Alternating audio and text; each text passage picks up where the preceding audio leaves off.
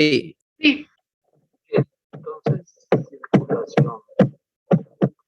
Circulación, bueno, puede ser hasta automovilística, circulación de muchas cosas, pero lo que vamos a ver es la circulación sanguínea. La circulación sanguínea. Ahora, ¿me pueden ayudar diciendo qué elementos participan en la circulación? Entonces vamos a poner aquí los elementos que participan en la circulación sanguínea. En Las arterias. arterias, muy bien. Venas. ¿Más? Venas. Venas. ¿Qué más? Las válvulas cardíacas. Entonces vamos a ponerlo,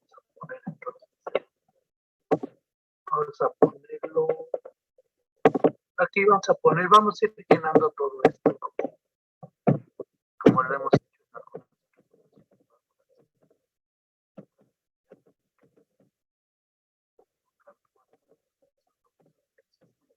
Válvulas cardíacas, arterias, venas, ¿qué más? La sangre. Ah, pues sí, ¿verdad? La sangre. ¿Qué más? ¿Qué más? ¿Podrían ser los vasos linfáticos? También participan los vasos linfáticos. ¿Qué más? La presión hidrostática y la coloidosmótica. O sea, también vamos a poner acá otro. Vamos a ver que participa la presión.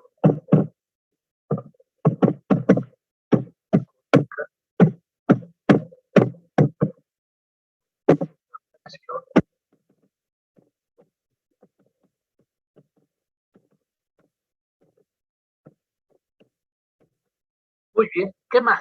¿Qué más? ¿Qué más? ¿Qué otras palabras relacionadas con circulación sanguínea? Arterias, venas, sangre, vasos linfáticos, Corazón. corazón.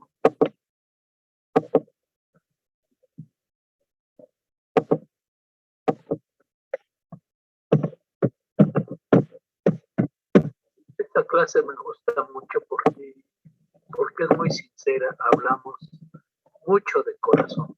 Entonces, bien bonito hablar de corazón. ¿Qué más? ¿Qué otros elementos componen nuestra circulación sanguínea?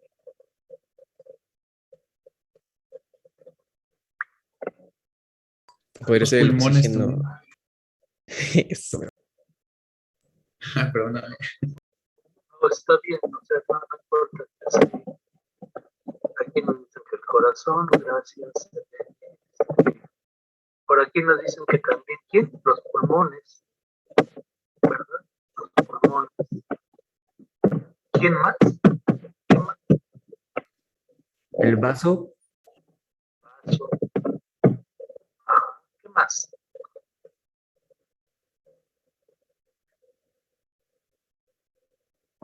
Aquí ya nos está poniendo Giovanna, que también dice que los capilares. Los capilares. Arteriolas.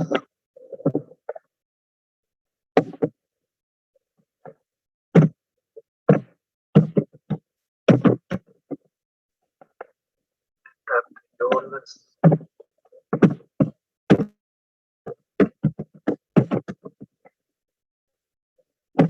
Vénulas.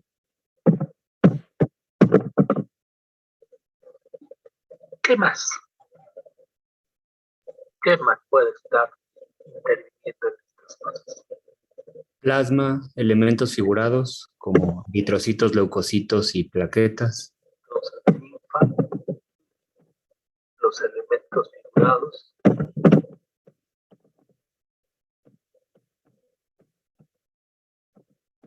en el libro encontramos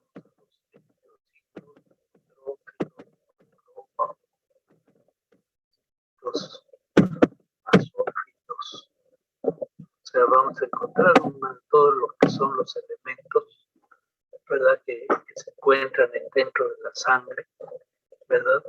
Incluido también dentro de la sangre, aparte de los elementos, tenemos lo que es el plasma, y contiene una gran cantidad de elementos, ¿verdad?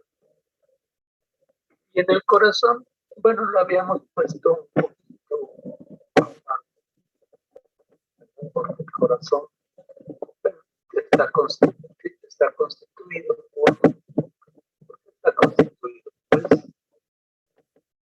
las válvulas cardíacas. ¿Qué más contiene el corazón?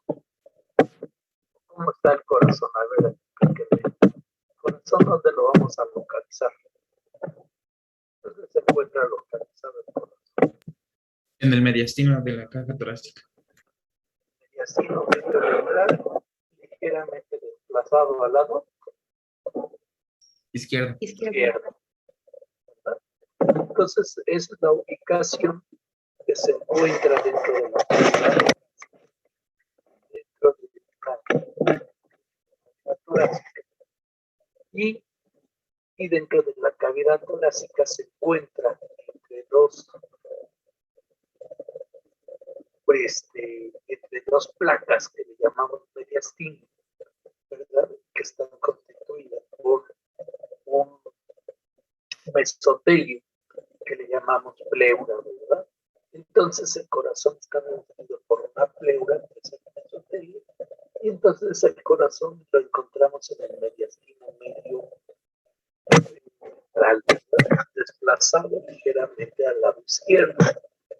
Ahora el corazón, ¿cuáles son las capas por las que está constituido el corazón?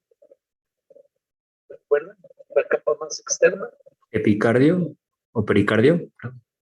El pericardio, ¿verdad? El pericardio, que es esta capa de mesotelio, ¿verdad?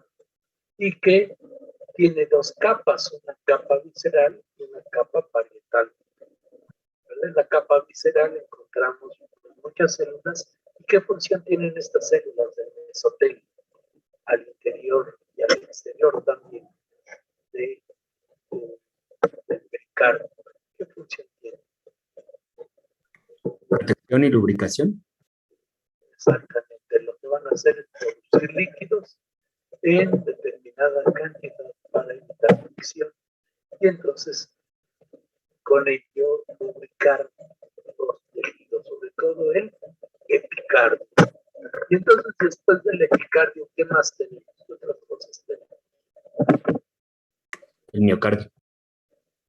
El miocardio, que es exactamente ese músculo cardíaco, ¿verdad? Y pasando en la parte más interna, ¿qué tenemos? El endocardio. El endocardio. Entonces tenemos las capas por las cuales está constituido. Tenemos el endo.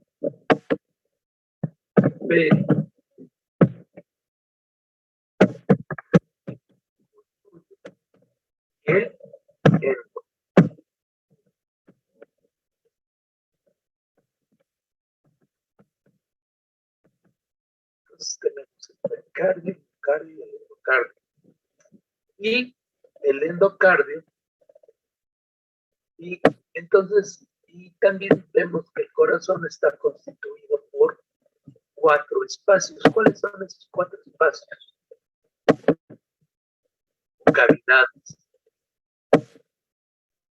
Los ventrículos, Los ventrículos, aurículas las y atrios.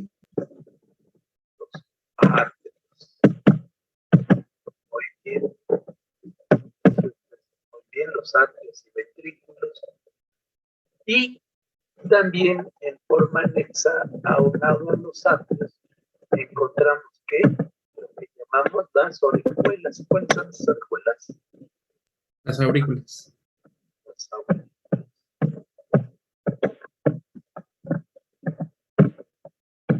Tenemos las aurículas, entonces tenemos los atrios, los ventrículos, uno de todos, cada uno, ¿verdad? Entonces tenemos el atrio derecho. Tenemos el ventrículo derecho. Y tenemos por otro lado, tenemos el atrio izquierdo. Y el ventrículo izquierdo, ¿verdad? Y para pasar de un lado a otro, ¿qué se requiere para pasar del atrio al ventrículo? Tenemos que pasar por unas válvulas, ¿verdad? Tenemos las válvulas. Aquí, ¿qué válvulas tenemos del lado derecho?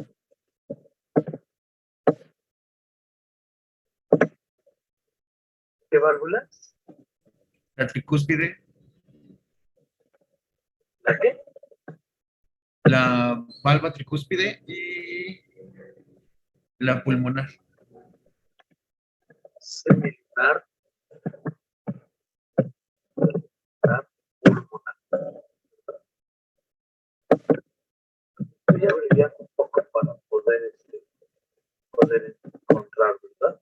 Entonces, esto es lo que vamos a encontrar con las válvulas cardíacas, la tricúspide y la semilunar pulmonar. Y del lado contrario, ¿qué encontramos?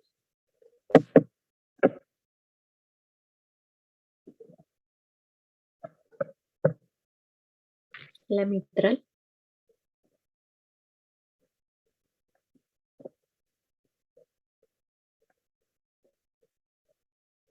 La mitral. ¿Sí? Mitral. O,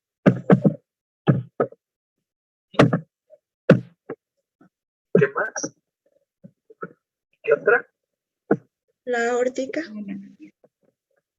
La semilunar.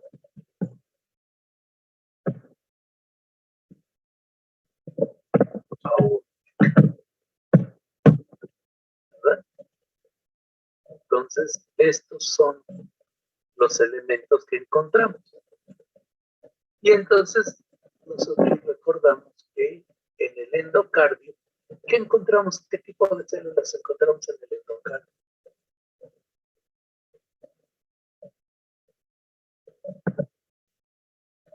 ¿Qué tipo de células encontramos en el endocardio?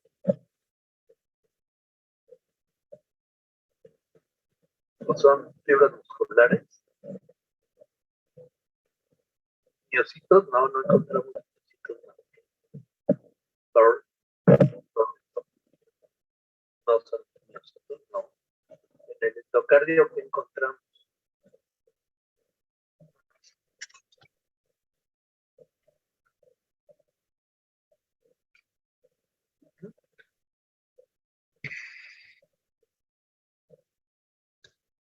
Epiteliales planas. No, ahí no, ahí tenemos epitelio. ¿Son las células de Purkinje?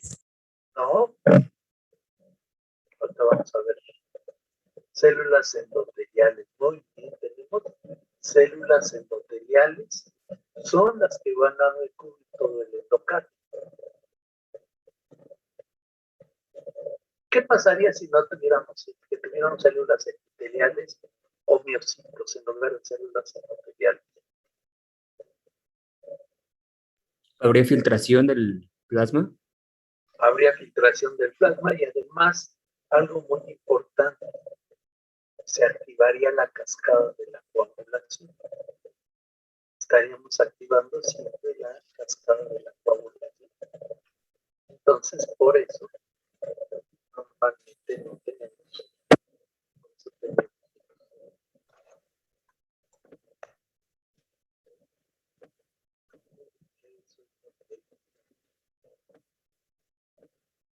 ¿Qué hay aquí?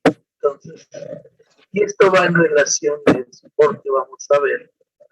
Entonces, estos son los elementos que normalmente encontramos, ¿verdad? En el sistema circulatorio, algunos de estos elementos. ¿Y cuál es la función de este sistema circulatorio? ¿Cuál es la función? ¿Transporte de oxígeno y nutrientes?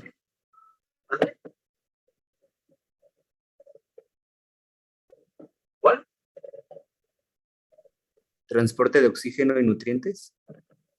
Transporte.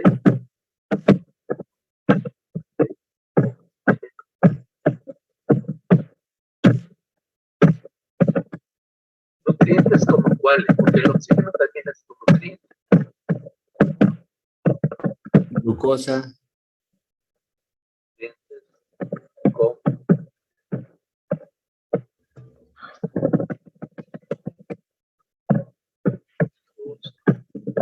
¿qué más? Ácidos grasos. Aminoácidos. También transporta hormonas. También transporta metabolitos como el CO2. También transporta metabolitos como cuáles. El CO2. Metabolitos de desecho, ¿verdad? CO2.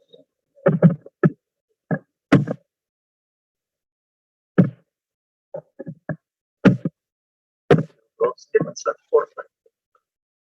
Aparte de la glucosa, ¿qué otras cosas transporta? Ácidos grasos. Transporta grasas, Sí, el colesterol. triglicéridos, colesterol. ¿Qué más transporta?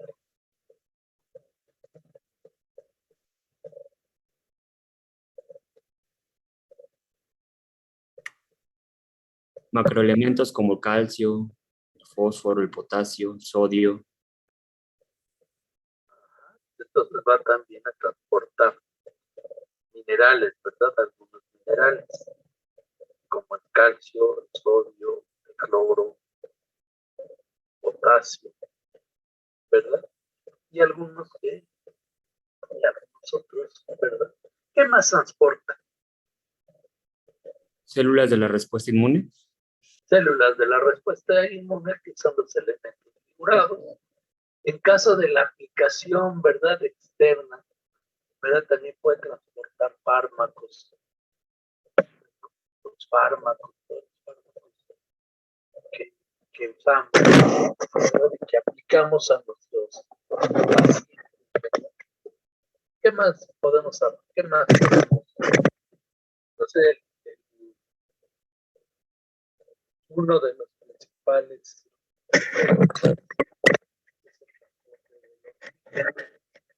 ¿verdad? De los nutrientes y también de los desechos, ¿verdad? De los desechos del organismo. Lo va a eliminar en muchas ocasiones de estas condiciones.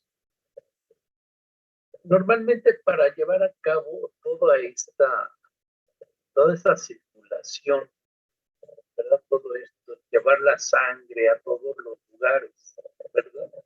Principalmente el oxígeno a todos los tejidos, pues normalmente requiere que esta situación se lleve a cabo a través de algo que le permita usar, ¿verdad? Toda esta sangre a través de los vasos sanguíneos. Y para ello utiliza la presión hidrostática, ¿verdad? La presión hidrostática que permite que la sangre pueda entonces movilizarse de un lado a otro. Ahora, esta movilización lo hace pues porque el corazón, al ser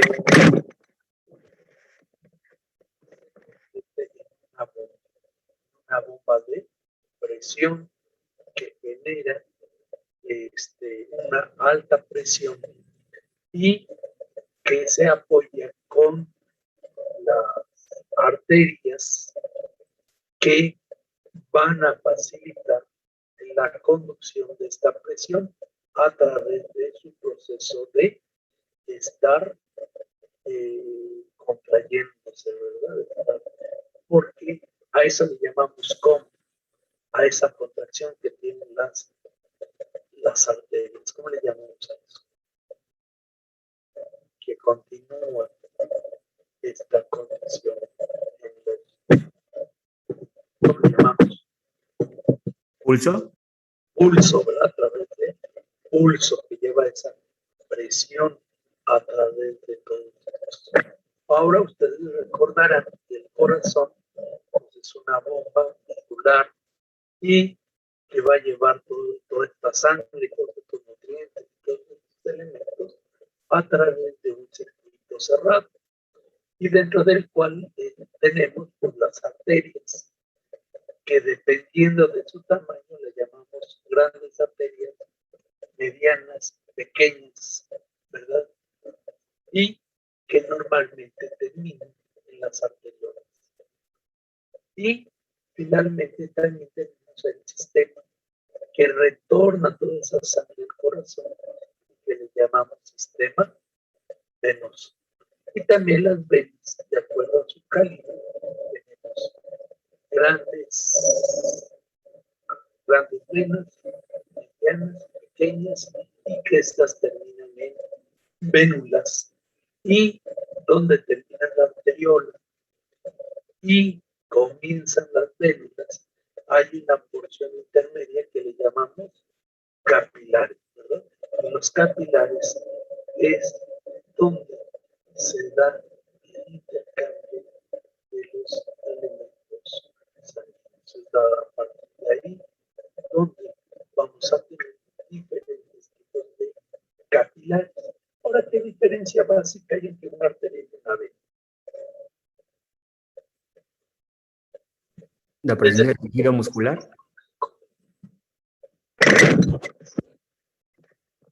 Perdón.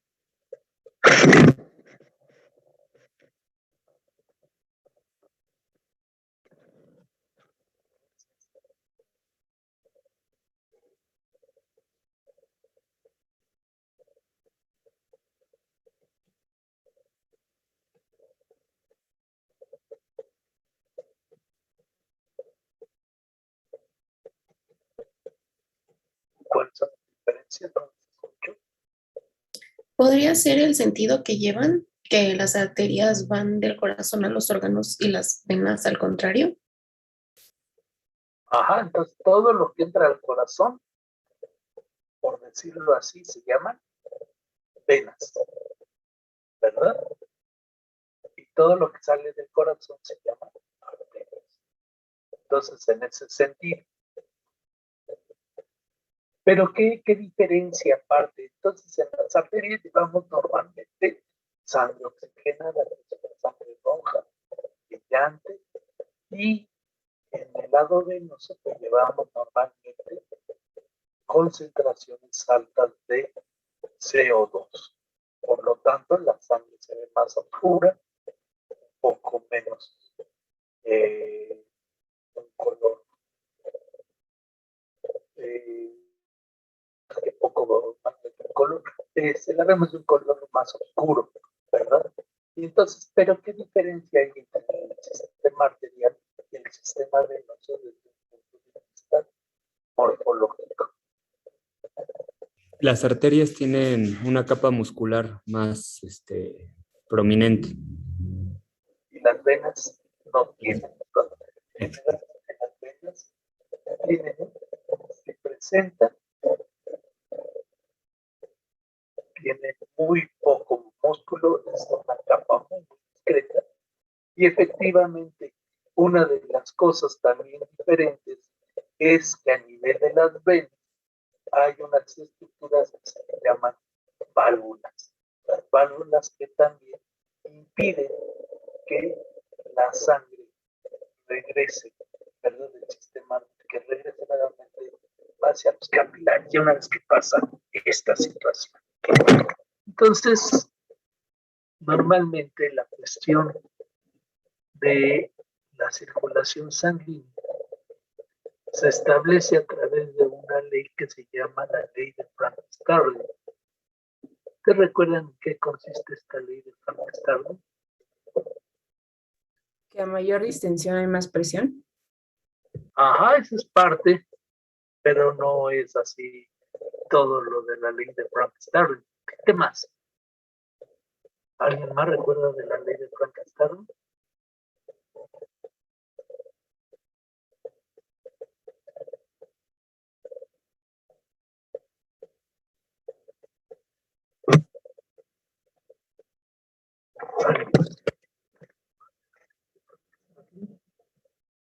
tiene que ver con esta situación que nos comentó nuestro compañero.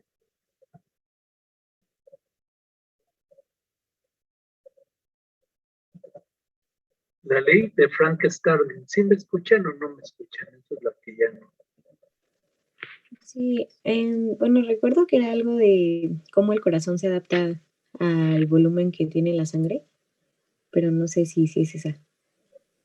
Más o menos sí tiene que ver con parte de la adaptación, pero recuerden que normalmente esta ley de Frank Starling hace referencia a que el corazón, la fuerza de contracción del corazón, va a permitir sacar toda la sangre del lado izquierdo, ¿verdad? Del lado arterial.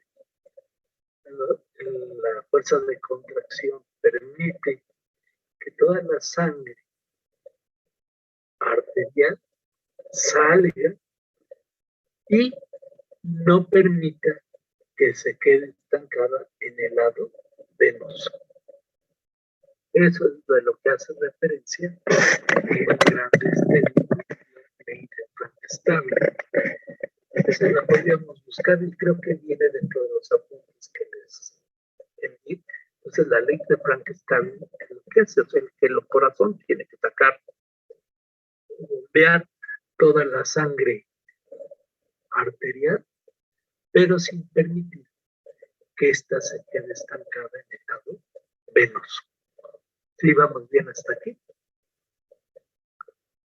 Sí, doctor. Entonces, bien, ya más o menos habiendo visto todo esto, ¿verdad? O sea, tenemos toda una rama de cosas, ¿verdad? De cómo se establece.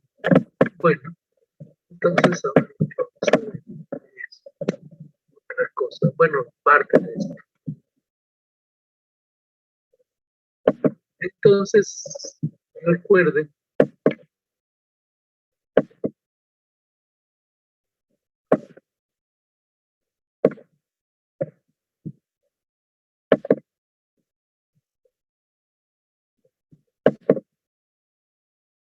entonces vamos a hacer un dibujo.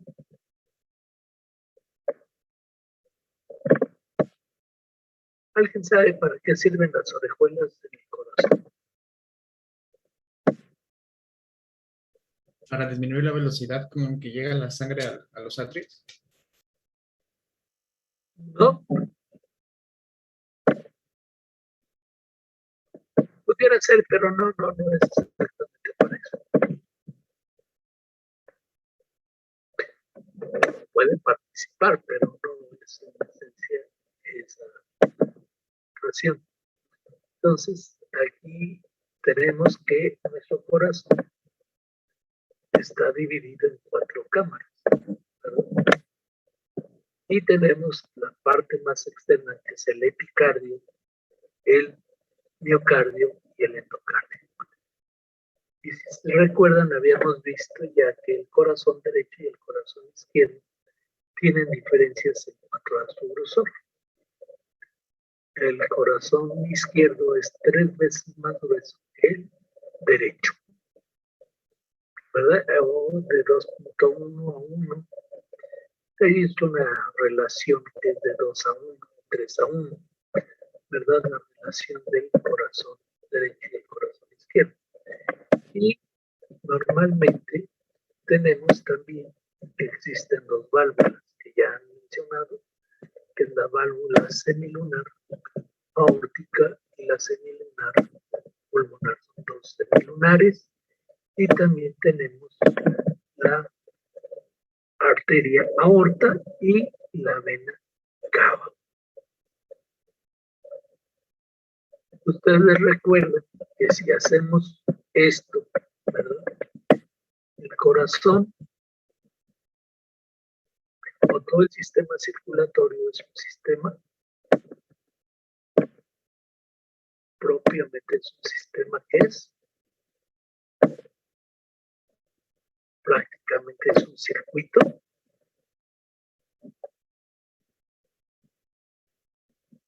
cerrado, ¿verdad? Es un circuito cerrado, es un circuito cerrado. El aparato circulatorio. Ustedes recordarán que aquí, en esta parte, tenemos dos estructuras que son los pulmones.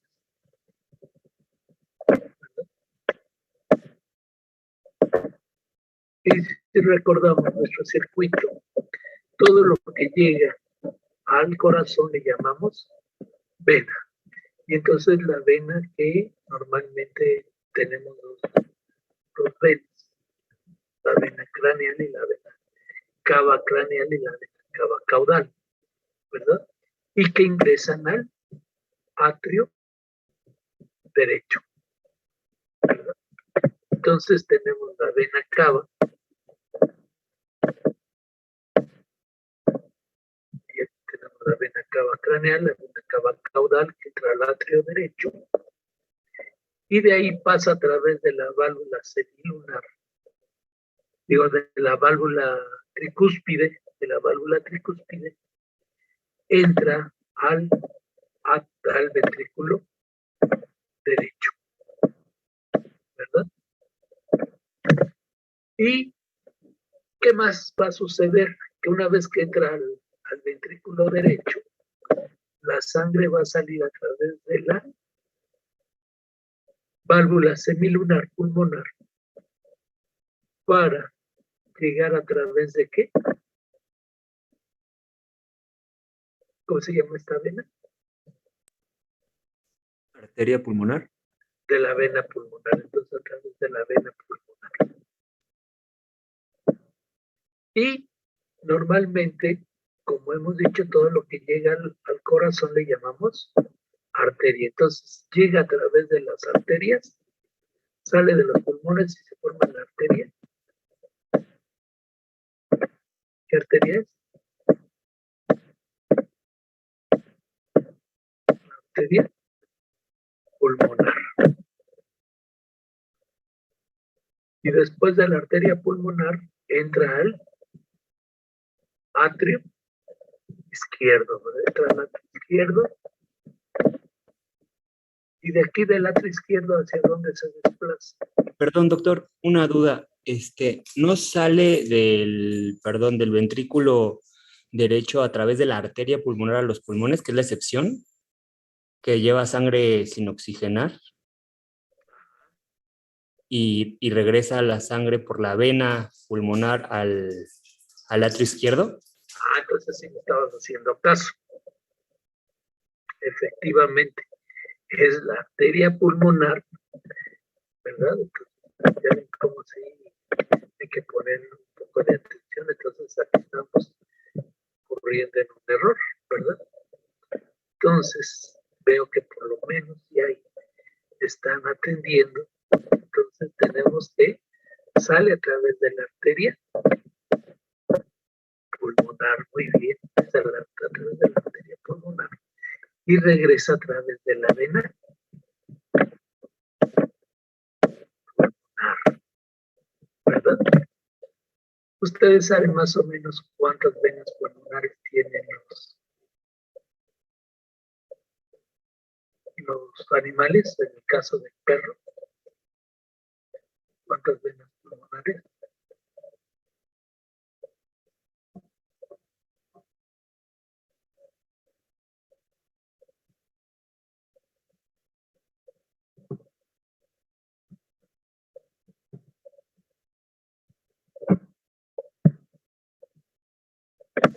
¿Verdad?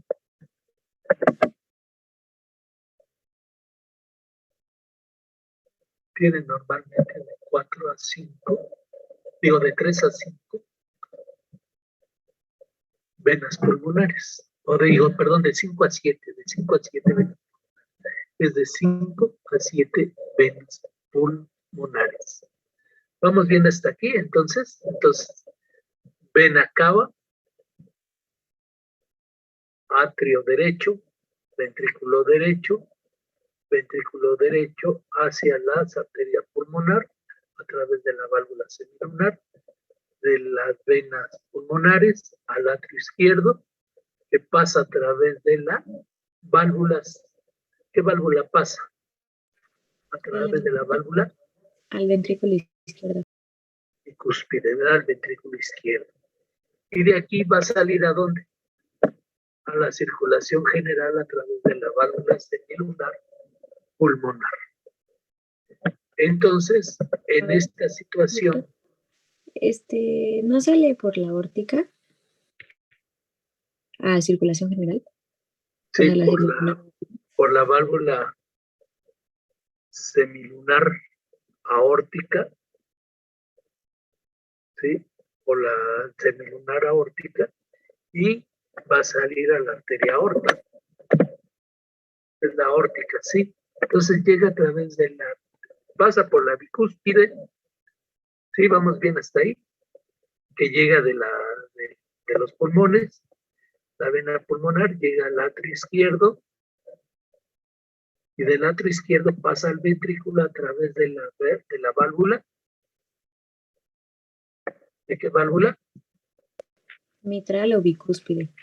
Mitral o bicúspide, y de ahí pasa a circulación general a la aorta a través de la semilunar aórtica. ¿Sí? ¿Sí vamos bien hasta ahí en el proceso de la circulación o no? Sí, doctor. Bien. Entonces ya aquí no hemos tenido mayores complicaciones.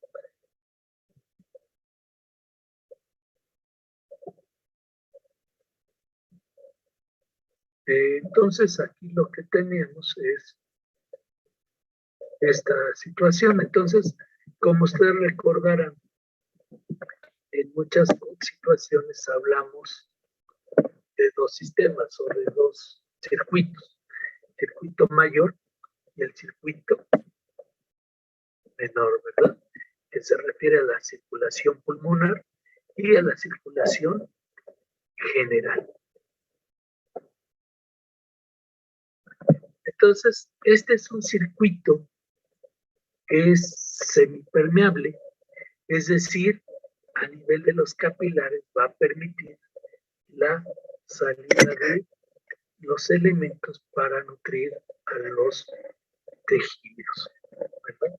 Eso es lo que normalmente todo este sistema circulatorio le va a permitir, ¿verdad? Y es un sistema que está cerrado, pero que tiene cierto tipo de permeación que le va a ayudar a que los elementos nutritivos salgan hacia los tejidos y los tejidos devuelvan ya lo que no requieren, ya lo que utilizaron para poder ser reemplazado. En el caso del oxígeno, ¿verdad? Que ingresa a los tejidos y el tejido le regresa el CO2 que va a ir al sistema venoso. Entonces estos son los dos circuitos, los dos grandes circuitos. Ahora, este circuito requiere que normalmente la sangre se mantenga en forma líquida, ¿verdad? Entonces la sangre, por eso tiene ese tejido, tiene esa calidad o cualidad de ser, sobre todo de tipo líquido, ¿verdad? Que sea un líquido que le permita poder circular en forma perfecta. Y entonces, para ello, ¿qué utiliza este sistema?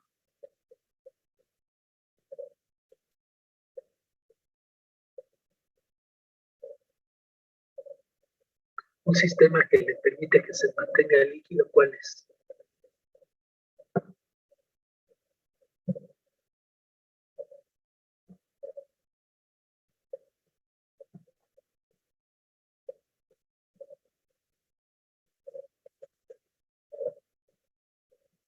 Un sistema que es anticoagulante.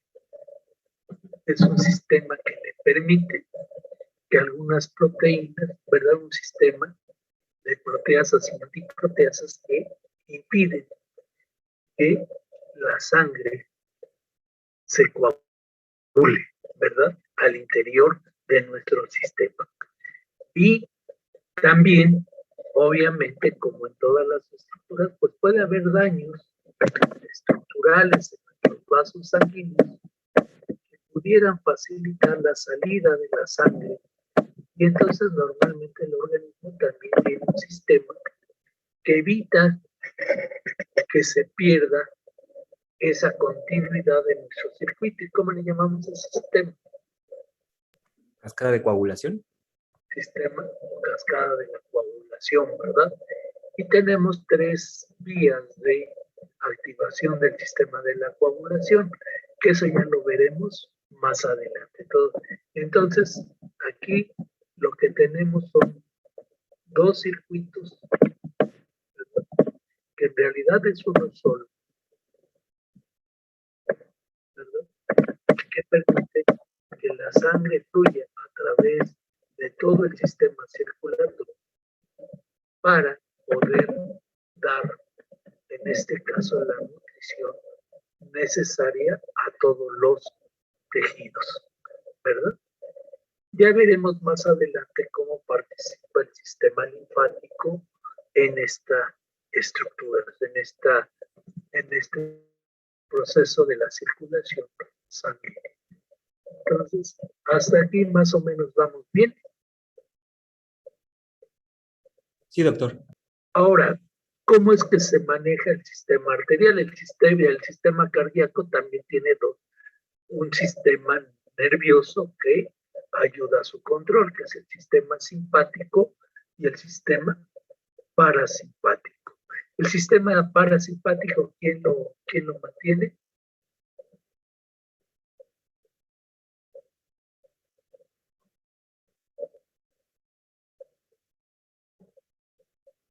¿Alguien recuerda?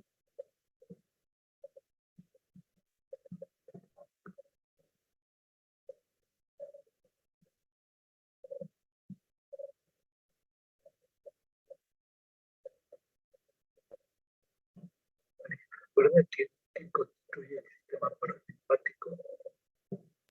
¿El nervio vago? El nervio vago.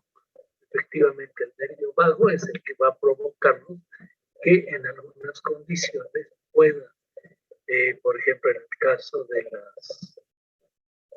cuando se hace alguna cirugía y eso, pues hay que proteger al corazón para inhibir la actividad, que la actividad del nervio vago, ¿cuál es?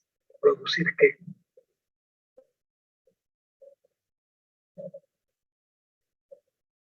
Que se detenga la actividad cardíaca o que se reduzca su actividad. Y entonces pues, lo que hay que evitar es que se reduzca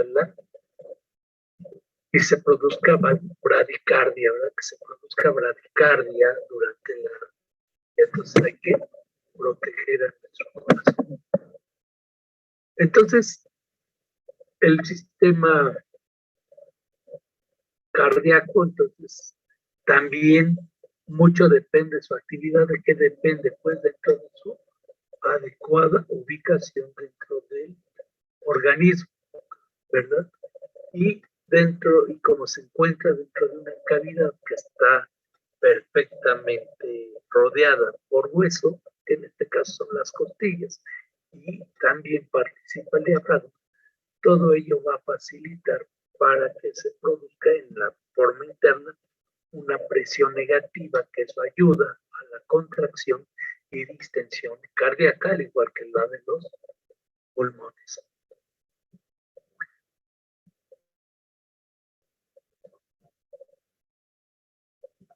Hasta aquí vamos bien ahorita. Sí, ¿verdad? Todo va bien. Entonces, vamos a ver unas diapositivas para ver más en forma todo esto. Y todo esto viene perfectamente explicado en las cosas que vienen. De hecho, al final de cada uno de los capítulos, o al menos en uno de los capítulos, viene una serie de preguntas que me gustaría que la resolvieran, porque algunas de ellas probablemente vendrán en el segundo examen que tengamos. Entonces, para que vayan teniendo en consideración todo lo que se les dada al menos en ese capítulo. Está ahí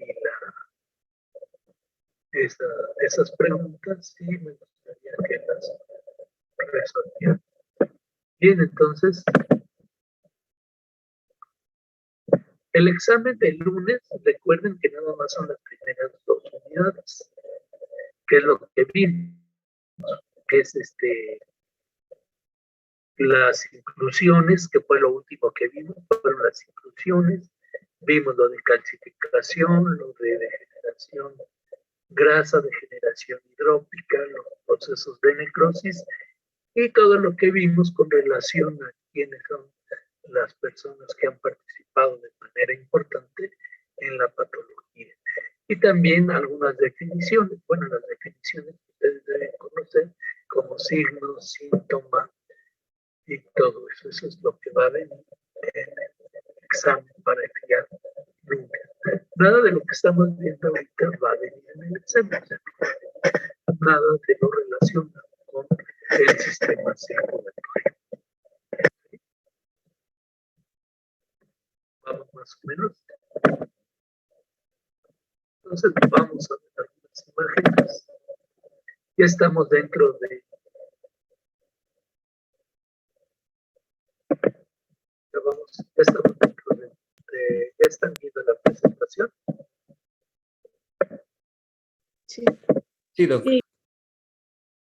Bien, entonces ya estamos dentro de los trastornos circulatorios, que es lo que es prácticamente lo que vamos a ver.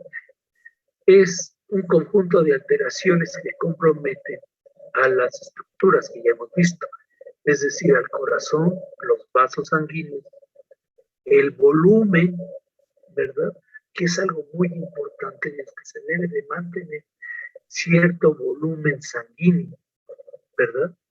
Y la perfusión de la sangre a órganos y tejidos.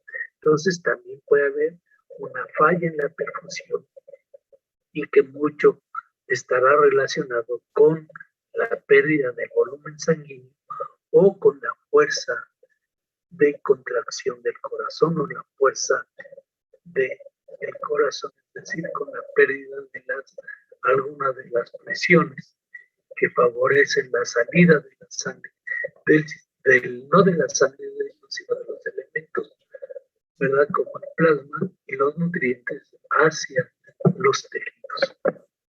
Entonces, los trastornos circulatorios son este conjunto de alteraciones que comprometen entonces la perfusión, el volumen y los componentes anatómicos de nuestro sistema circulatorio. Y obviamente, esos trastornos pueden comprometer la vida de los individuos. Dentro de ellos, pues vamos a ver lo que es hiperemia y congestión, edema, hemorragia, trombosis, infarto, embolia y choque. Eso es lo que vamos a ver en estos trastornos. Esto ya lo hemos visto, esto es lo que quería que recordaran, ¿verdad? La arteria aorta, tenemos las válvulas, la válvula semilunar pulmonar, la válvula tricúspide del lado derecho, podemos ver la circulación perfectamente van y como todo lo que regresa son arterias, las venas pulmonares, todo lo que entra al corazón son venas, ¿verdad? Todo lo que entra al corazón son venas. Y entonces tenemos las venas pulmonares y finalmente entran al atrio izquierdo, llegan al ventrículo izquierdo a través de la válvula bicúspide o mitral y sale a través de la arteria aorta a través de la válvula semilunar aórtica. ¿Sí? Y aquí tenemos la circulación menor, ¿verdad? Que es la que veíamos, de la circulación de los pulmones, y la circulación mayor que ya hemos hecho referencia en estos casos.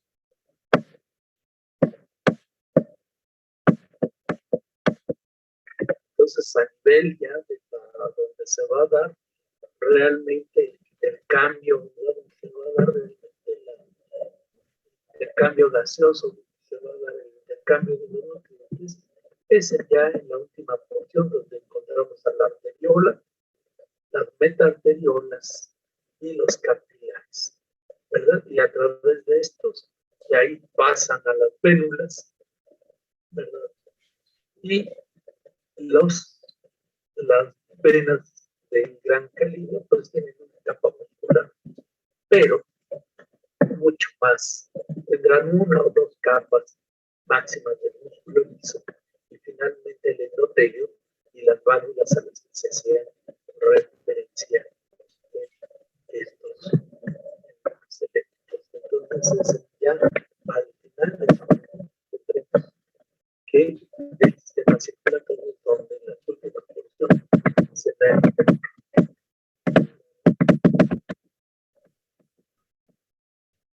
Ahora, para recordar un poco de cómo se hace el intercambio, ¿verdad? Tenemos que tiene que ver mucho con dos presiones, la presión hidrostática y la presión osmótica. La presión hidrostática, ¿qué nos da la presión hidrostática? ¿Quién es el que nos da la presión hidrostática? La fase líquida de la sangre, ¿no? En este caso el plasma y el agua que la compone. Exactamente, es el agua, ¿verdad? Que contiene la sangre, el agua tiene un peso propio y también quien nos va a dar aparte del agua y los elementos de la fase líquida. ¿Qué otro elemento nos da la presión hidrostática que tenga mayor peso?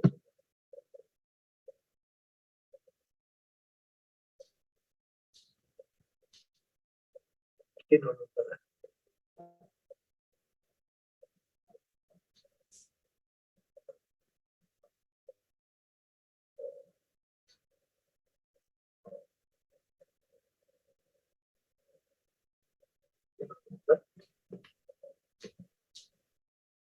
¿Se acuerdan que nos va a dar esto?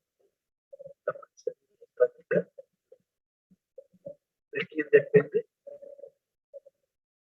No solamente del peso del agua, sino también de quién más depende.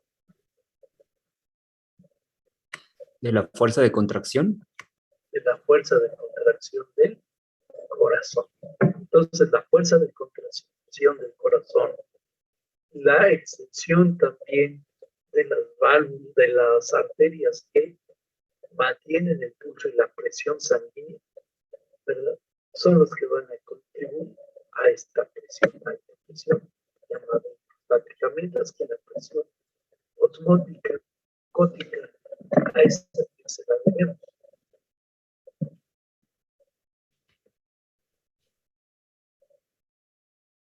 Que se la debemos la presión osmótica. A las proteínas y solutos de alto peso molecular. Exactamente. Y principalmente, ¿cuál será la proteína que contribuye a esa presión? ¿Cuál es una de las principales proteínas? Dije la de mayor peso y la de mayor tamaño.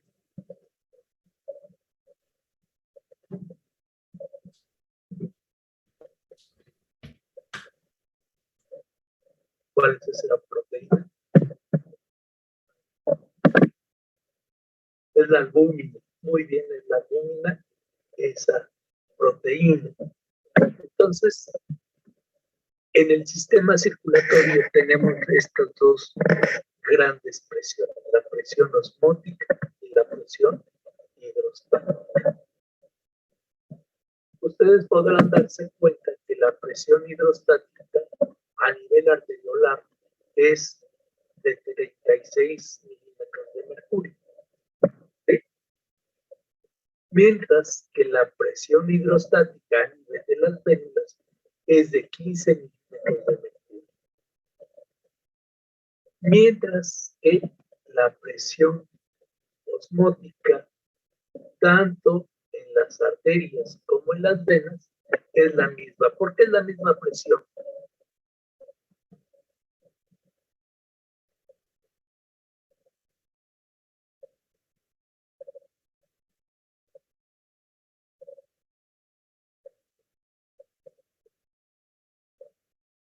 porque es la misma presión, tanto a nivel de la arteriolar como a nivel de la vena.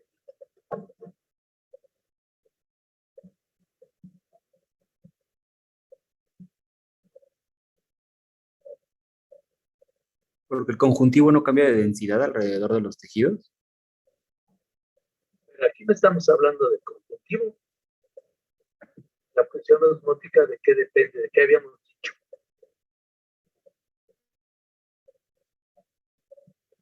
¿Recuerdan?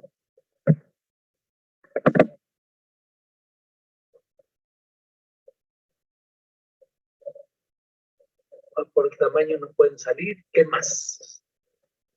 Bueno, no sé aquí a qué se refiere Alicia. Pero aquí habíamos dicho que la presión osmótica, ¿de qué depende? ¿De qué depende básicamente?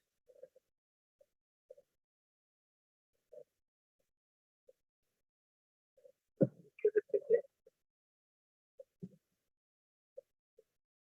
De los solutos. De los solutos y de las proteínas, ¿verdad? Y habrá variación en la sangre, tanto a nivel arterial como a nivel de la célula. ¿Habrá alguna variación?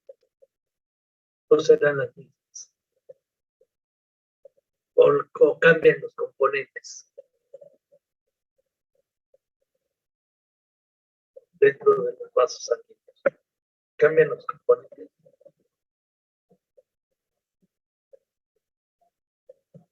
De la sangre cuando pasan de la arteriola a la vena, cambian los componentes, ¿No? se mantienen, ¿no? No cambian, se mantienen. Entonces, por lo tanto, encontramos la misma cantidad de proteínas y solutos dentro de la arteriola como dentro de la vénula. Por eso la presión osmótica es la misma, por eso tenemos 25 milímetros.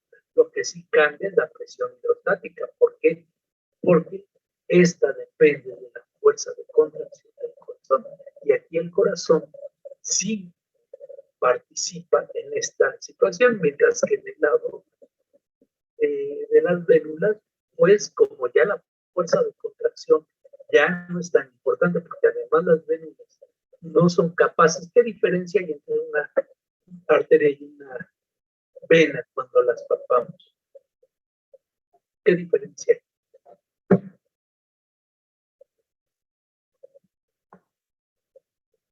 ¿Hay alguna diferencia?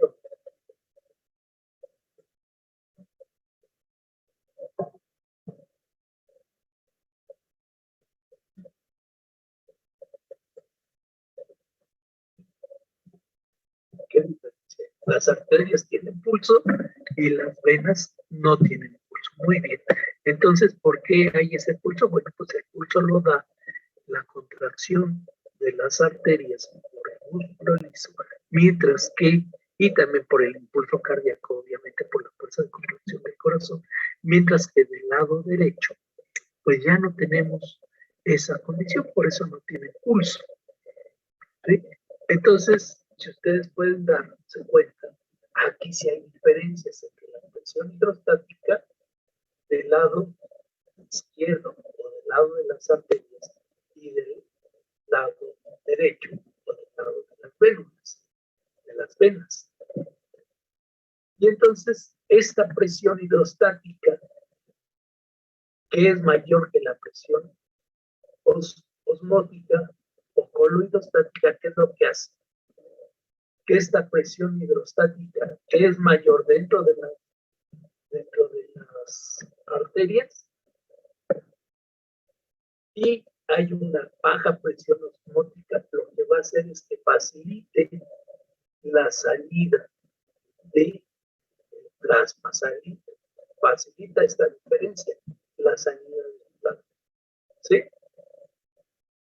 Mientras que en forma inversa, al tener mayor cantidad, mayor presión osmótica, menor presión hidrostática, la fuerza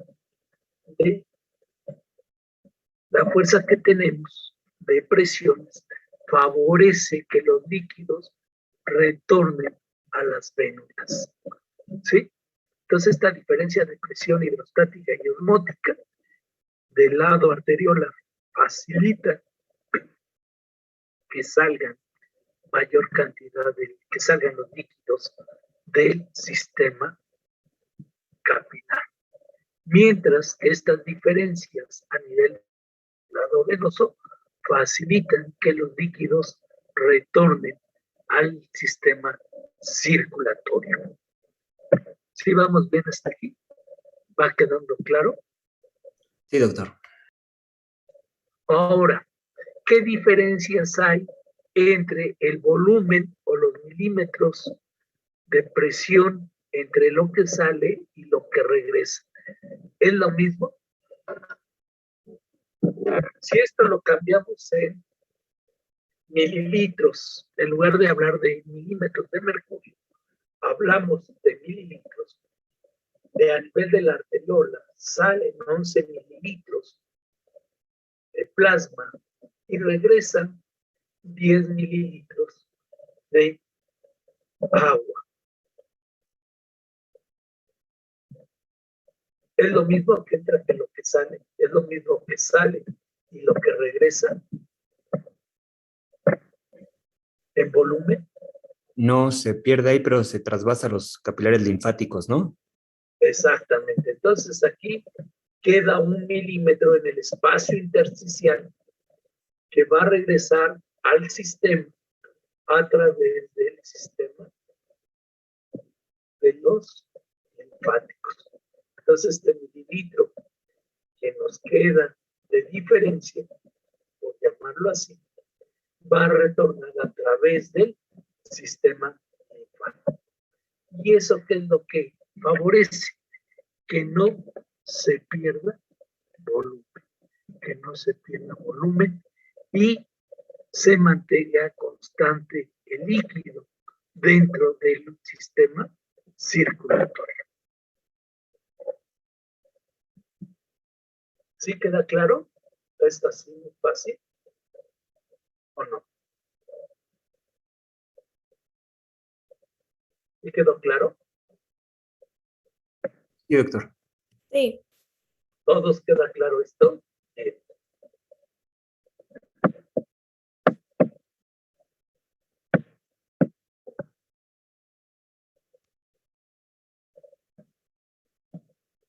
Y entonces, vamos a ver entonces otra cosa. Vamos a continuar entonces en esto. Algo importante es que tenemos que recordar que en el organismo en condiciones normales la sangre no fluye por todos los capilares. Es decir, generalmente se mantienen cerrados algunos capilares y solamente estos se van a abrir cuando tengamos necesidad de mayor cantidad de nutrientes a los tejidos.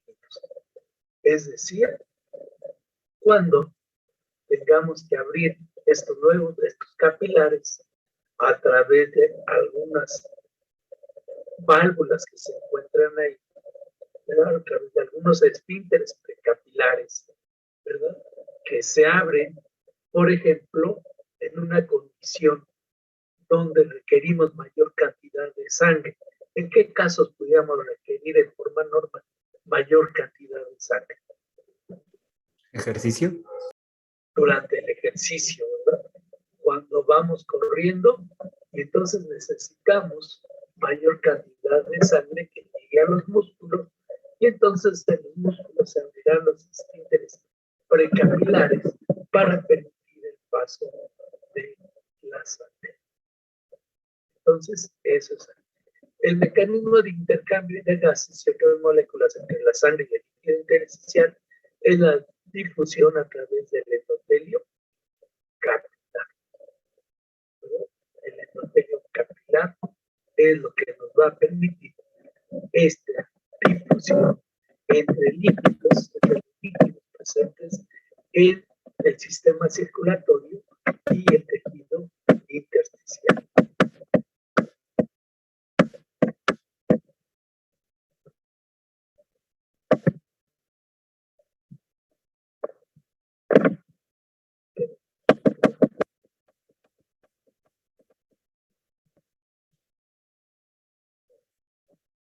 Sabemos que también tenemos diferentes tipos de endotelio. Tenemos diferentes tipos de endotelio, ¿verdad? Tenemos diferentes, por ejemplo, en el alveolo pulmonar, en el glomérulo y en las vellosidades intestinales. Aquí requerimos un endotelio que sea fenestrado, ¿verdad? ¿Por qué fenestrado? Es decir, que existan espacios dentro de la membrana basal. ¿Por qué requerimos este endotelio fenestrado?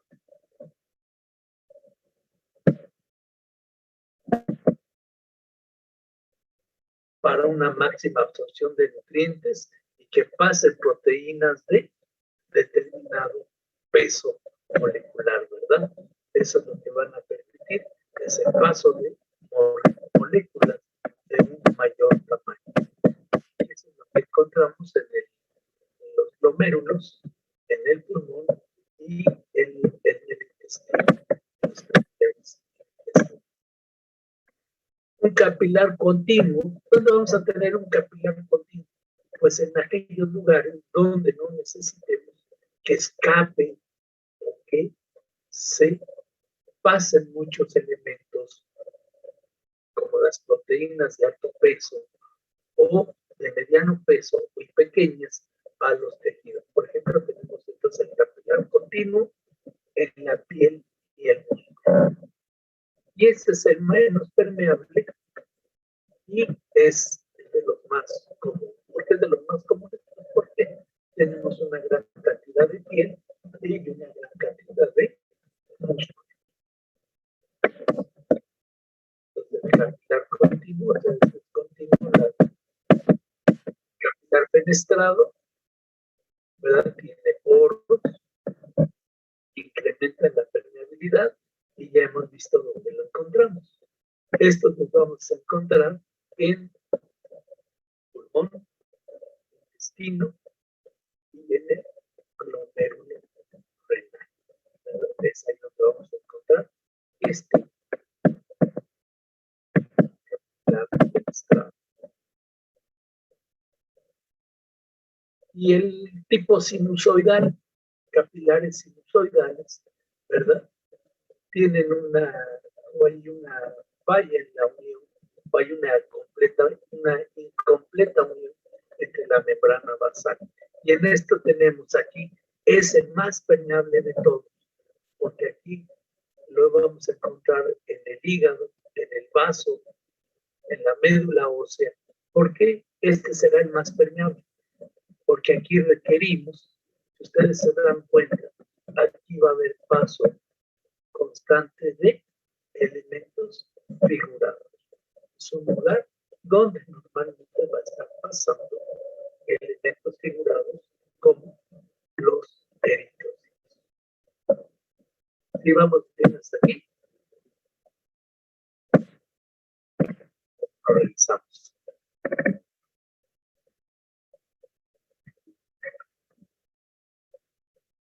Vamos más o menos. Vamos bien.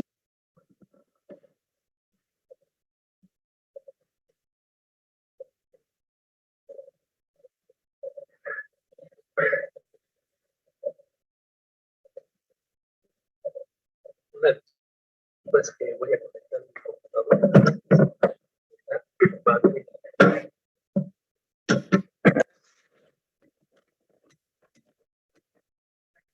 Entonces, existen condiciones patológicas que afectan a una gran cantidad de tejidos y órganos que van a afectar de una u otra manera nuestro funcionamiento cardiovascular.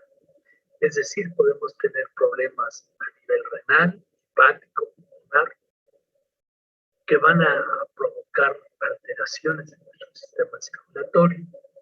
También podemos tener desequilibrios en la cuestión ácido-básica, también en el volumen, ¿verdad?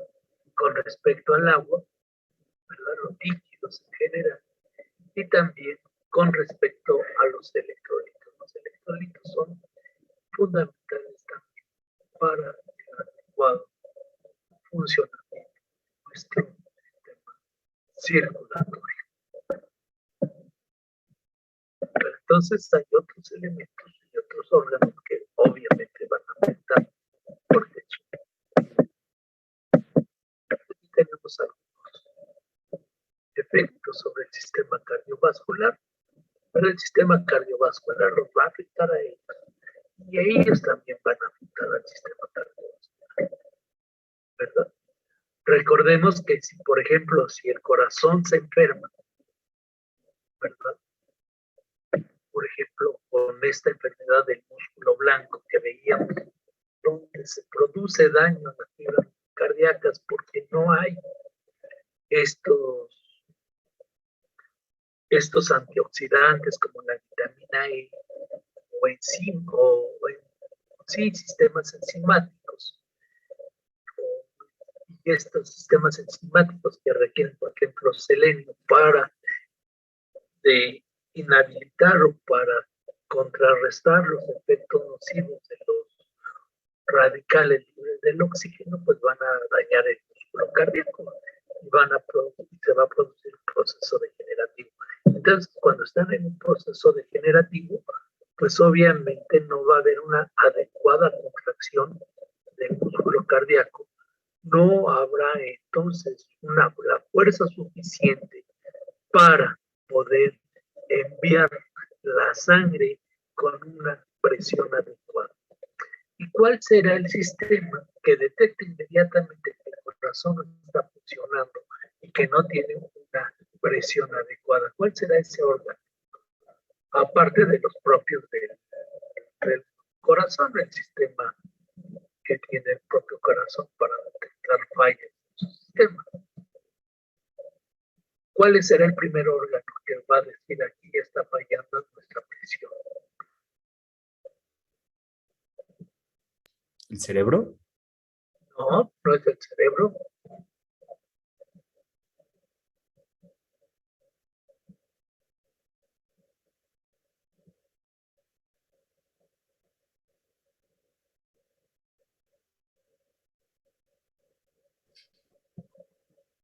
Los riñones. Efectivamente, recordemos que el riñón, para poder filtrar la sangre, ¿qué requiere? Pues que la sangre vaya con una presión adecuada, ¿verdad? Entonces, si no hay una adecuada presión, el primero que va a responder es el riñón. ¿Y qué es lo que hace el riñón? Tratar de que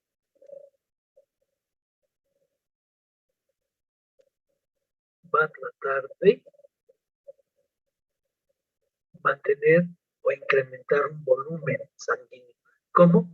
Pues evitando la formación de orina para tratar de recuperar la mayor cantidad de líquido, incrementar el volumen sanguíneo y entonces de esta manera tratar de recuperar la presión que pueda estar perdiéndose por el daño en el músculo cardíaco. ¿Sí? Entonces el sistema cardiovascular, vean cómo afecta, y los riñones también, si empiezan a filtrar mucha proteína porque hay daño, pues lo que va a provocar es que se incrementen los líquidos y el corazón no pueda funcionar adecuadamente. Vamos bien hasta aquí. Cierto. Entonces, dentro de los trastornos circulatorios habíamos comentado que vamos a ver el edema, la hiperemia y la congestión, la embolia, la trombosis, la hemorragia, choque. Vamos a empezar con el edema. ¿El edema qué es el edema? Pues es el acúmulo de líquidos en el espacio intersticial y en las cavidades. Normalmente estos líquidos van a ser ricos en agua y tienen poca proteína y entonces le llamamos trasudado. También existe otro tipo de líquidos que también se pueden acumular, pero que se da en ciertas condiciones donde están constituidos por muchas proteínas, por elementos celulares, que le llamamos en términos generales exudado. Y el exudado se da como parte de un proceso de una respuesta inflamatoria. Entonces aquí lo que vamos a ver ahorita es lo que se refiere al acúmulo de líquidos que le llamamos trasudado. Este trasudado tiene poca proteína. Al tener poca proteína, una de las cualidades es que no va a coagular. No coagula, ¿verdad? Y entonces esa es una de las características. Tiene poca proteína. Normalmente es de un color claro, transparente, translúcido. Y que nosotros podemos ver, por ejemplo, el edema. Aquí tenemos un pulmón. Que están los espacios alveolares, se ven limpios. Y en un pulmón con edema, lo vemos que los espacios alveolares están con un material rosa homogéneo y que toman la forma del recipiente o del lugar donde se encuentra, en este caso, los sacos alveolares. ¿Sí? Entonces aquí tenemos el edema. ¿Por qué se tiñe el edema? Y nada más es agua. O supuestamente es pura agua. Por las proteínas, que tiene pocas, pero tiene. Exactamente. Tiene pocas proteínas, pero suficientes como para que se pueda teñir. ¿Sí? Entonces, ¿y qué características tiene este pulmón, por ejemplo, que tiene edema? ¿Qué características tiene? ¿Cómo lo ven? ¿Cómo lo describirían?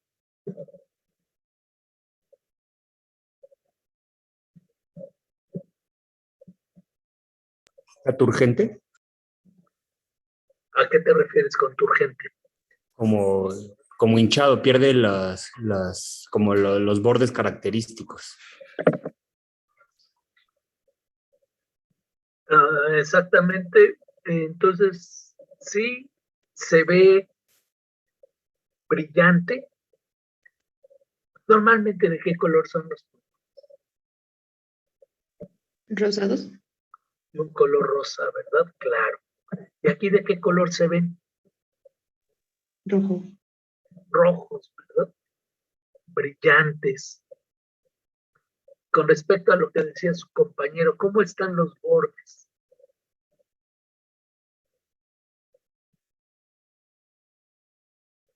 Los bordes, ¿cómo se ven?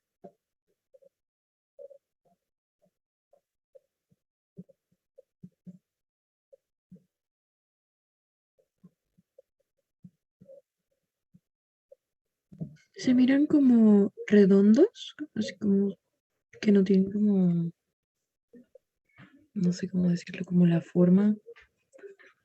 Normalmente, ¿qué le tiene que suceder? Sí, se ven los bordes redondos, se ven brillantes de color rojo.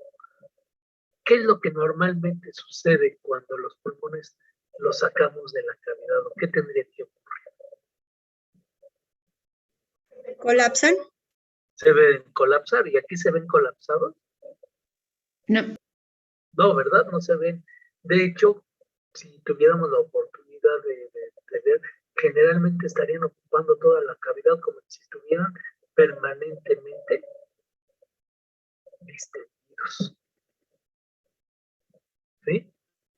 Y esa es una característica. Entonces se ven distendidos, se ven de color rojo, de un color rojo oscuro, brillantes. Si estos los pesáramos, ¿cómo estarían? Muy Más pesados. pesados. Estarían aumentados de peso, ¿verdad? Con respecto a su peso normal, ¿verdad?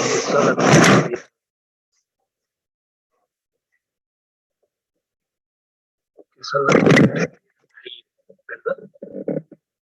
¿Qué otra cosa ven, por ejemplo, y ahorita regresando a eso? Entonces, los pulmones se vuelven más pesados, están aumentados de volumen, los bordes están redondos, son brillantes, de un color rojo. ¿Qué otra diferencia ven entre la imagen superior y la imagen inferior? ¿Qué diferencia ven? ¿Qué diferencia ven entre ambas histologías?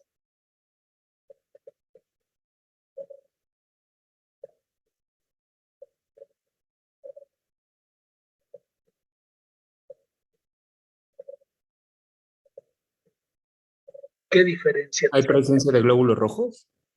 Ajá. Entonces, si ustedes ven, aquí tenemos los capilares, aquí vemos las arteriolas o las vénulas, están llenas de ¿qué? De sangre. Y si ustedes ven, todos los capilares están de color rojo. ¿Sí o no?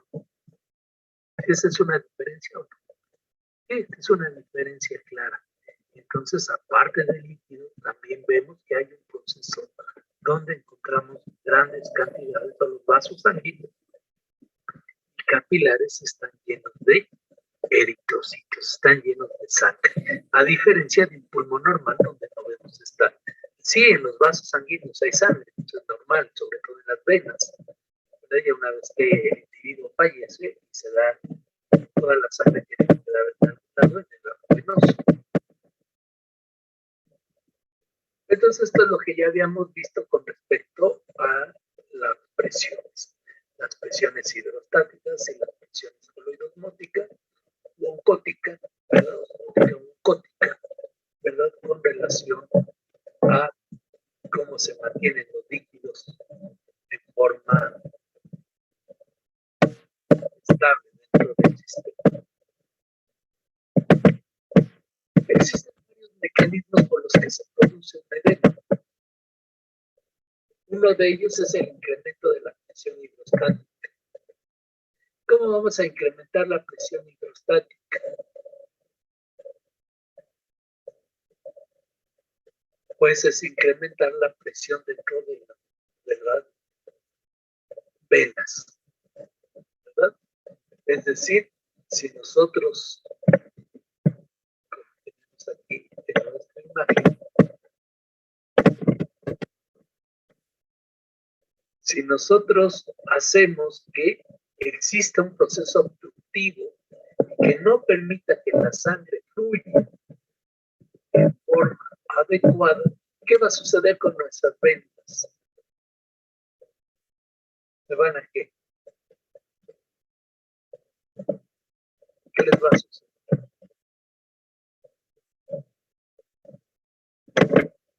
¿Qué les sucede a nuestras venas? ¿Colapsan? ¿Eh?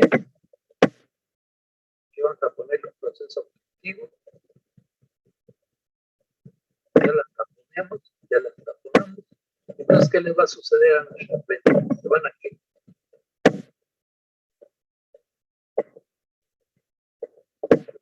¿Qué se está sucediendo? ¿Están qué? Se están distendiendo. Muy bien. Se están distendiendo nuestras vénulas. Al distenderse nuestras vénulas, ¿qué sucede en ellas?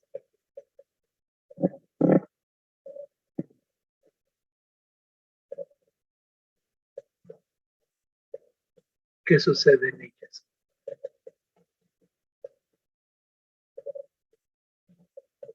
¿Va a haber mayor cantidad de sangre o no?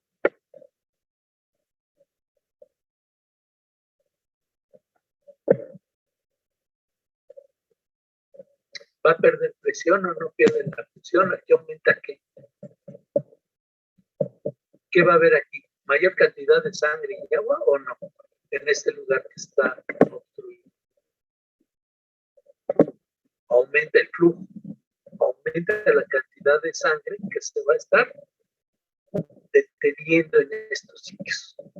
Y entonces, al tener mayor cantidad de sangre y mayor volumen sanguíneo, ¿qué va a suceder? Que se va a incrementar la presión hidrostática. La presión hidrostática va a ser mayor a 25 milímetros de mercurio.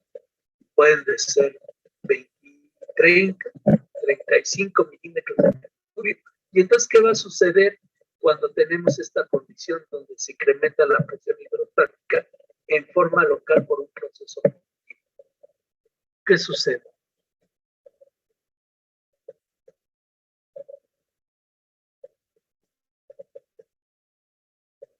¿Qué va a suceder?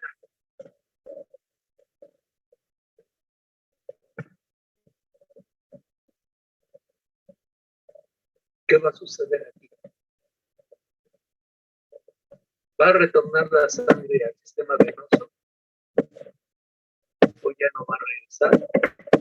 Y se va a quedar fuera del sistema venoso y va a salir más sangre, más líquido.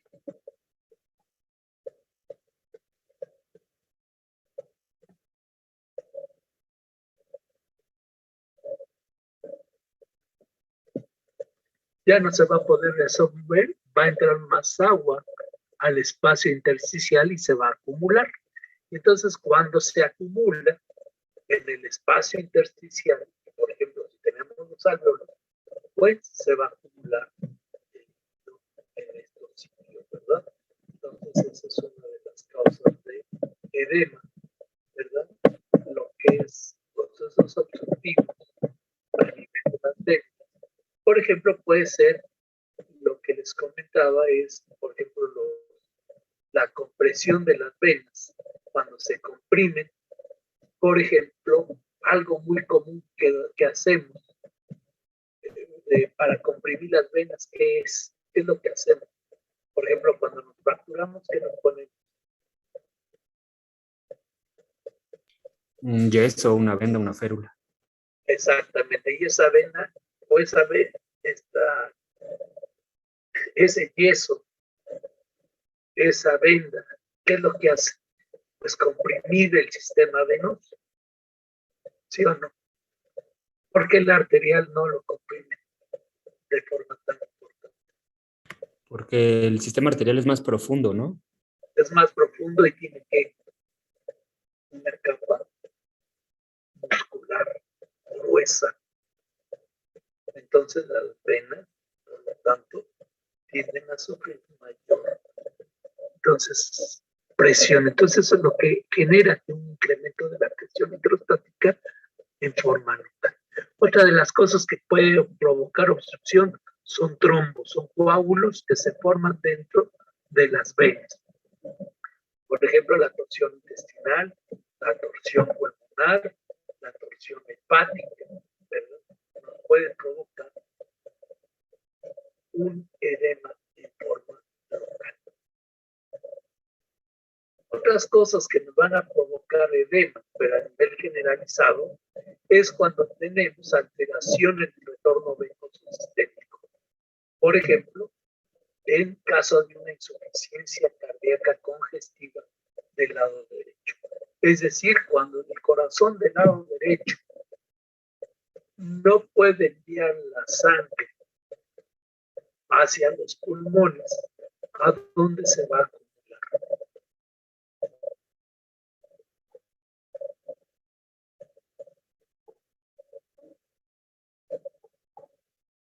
Pues llena el atrio y el ventrículo derecho, ¿no?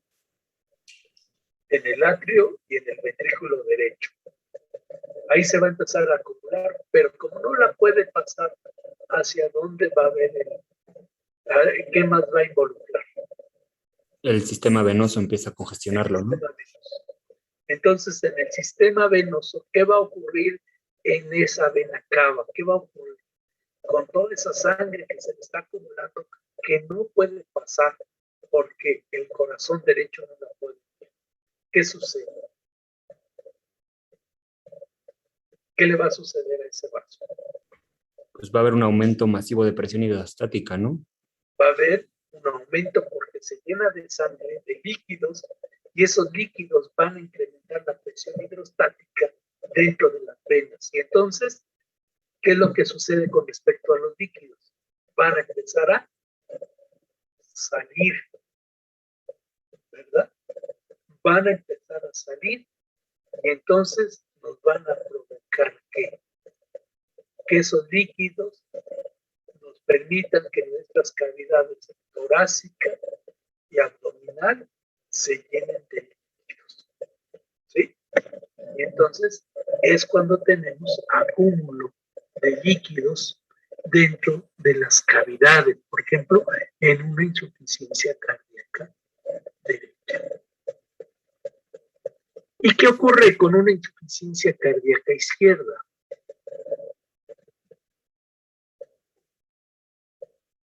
Cuando el corazón izquierdo no puede enviar la sangre a todo el sistema, ¿dónde se empieza a acumular?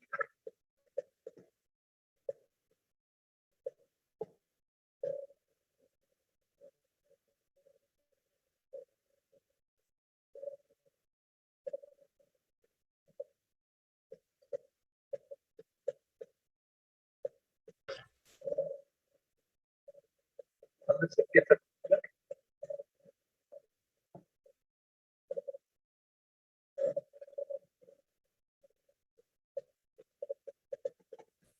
¿En los pulmones? En los pulmones. Efectivamente se empieza a acumular en las venas pulmonares y también entonces en el pulmón. Y entonces el pulmón que veíamos como primera imagen es un proceso de edema pulmonar por insuficiencia cardíaca del lado izquierdo. ¿Sí? Y entonces las características son las que ya habíamos visto. Pulmones pesados, aumentados de volumen, del cambio de coloración, una coloración rojiza, y otra de las características que vamos a encontrar es que normalmente cuando hay líquidos, por ejemplo en el pulmón, es que los pacientes van a tener espuma y esa espuma puede eliminarse a través de los bronquios, de la tráquea y finalmente a través del aparato respiratorio, a través de la nariz, de los collares. Podemos ver que los animales presentan como edema. Algo característico es que van a tener espuma.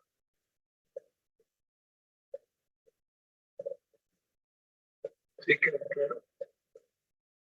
Sí, doctor.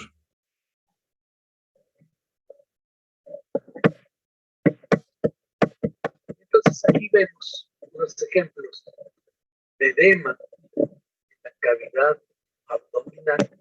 ¿Cómo le llamamos a este edema, a esta presencia de líquido dentro de la cavidad abdominal? ¿Asitis? Asitis, muy bien. O también le llamamos hidroperitoneo. ¿Sí? Ven aquí, este es en forma generalizada y también tenemos aquí en forma localizada. Cuando nosotros hacemos un vendaje muy apretado, ¿verdad? Pues lo que va a provocar es una falla en el retorno venoso en forma local y va a haber la salida de ellos. Aquí este perrito probablemente tenga una insuficiencia hepática. ¿Qué es lo que le vemos? El abdomen distendido.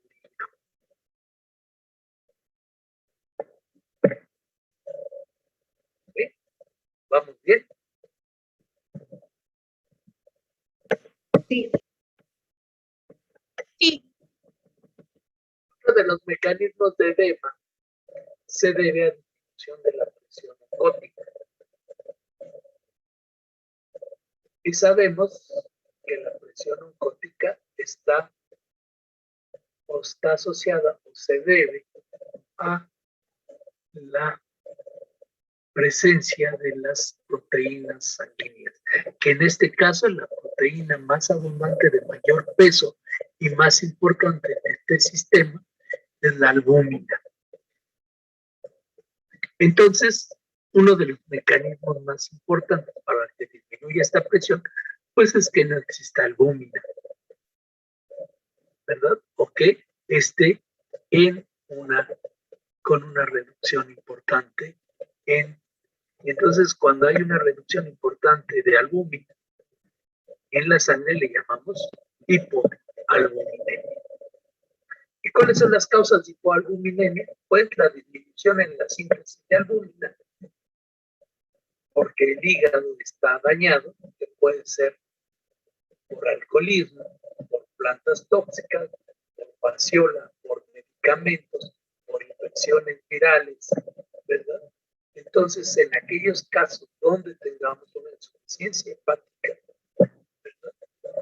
El otro es en el caso de incremento del catabolismo proteico, por ejemplo, donde se estén utilizando las proteínas para obtener energía, como en casos de malnutrición o desnutrición, o bien en aquellas enfermedades donde se pierden grandes cantidades de proteínas, ya sea por orina o por heces. Y tenemos entonces la nefropatía, perdedoras de proteínas, y las gastroenteropatías perdedoras de proteínas. Y todo ello nos va a dar como consecuencias edemas generalizados. Es decir, vamos a observar edema en las cavidades y en el tejido subcutáneo. En forma importante.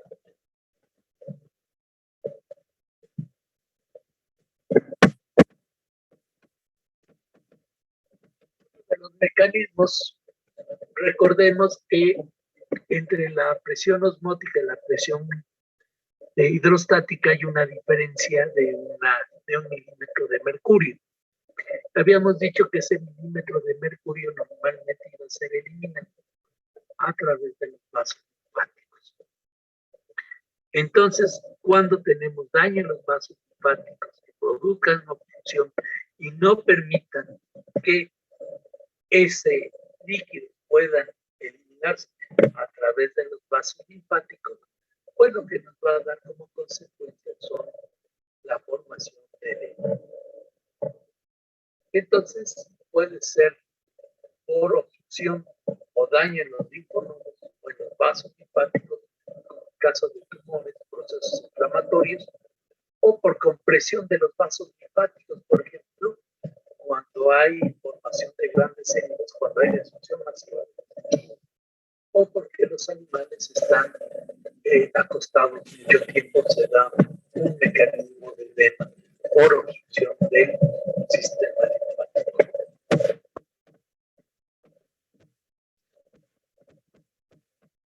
Las causas que es el edema por incremento de la permeabilidad vascular. Ustedes recuerdan que habíamos visto que los capilares tienen cierto tipo de capacidad o cierto tipo de separación o formación de poros, ¿verdad?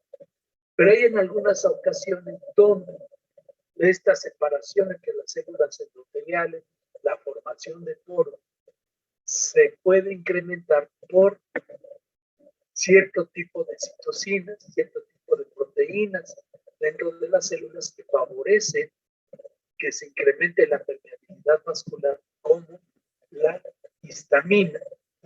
En procesos traumáticos, toxinas bacterianas y algunos medicamentos que utilizamos para incrementar la permeabilidad vascular. Y esto nos puede dar un edema local o generalizado.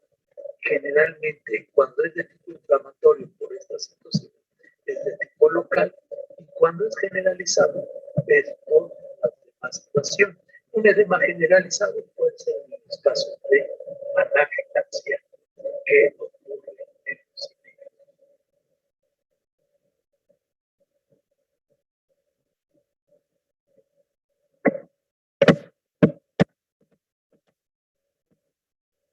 La última causa de formación de edema es que se retenga sodio. Y una de las causas de retención de sodio puede ser por insuficiencia renal crónica. En caso de una insuficiencia renal crónica, puede haber retención de sodio o también por un consumo excesivo de sodio. Entonces, sobre todo ya en individuos pediátricos, se puede dar esa situación donde exista retención de sodio y por lo tanto también de agua.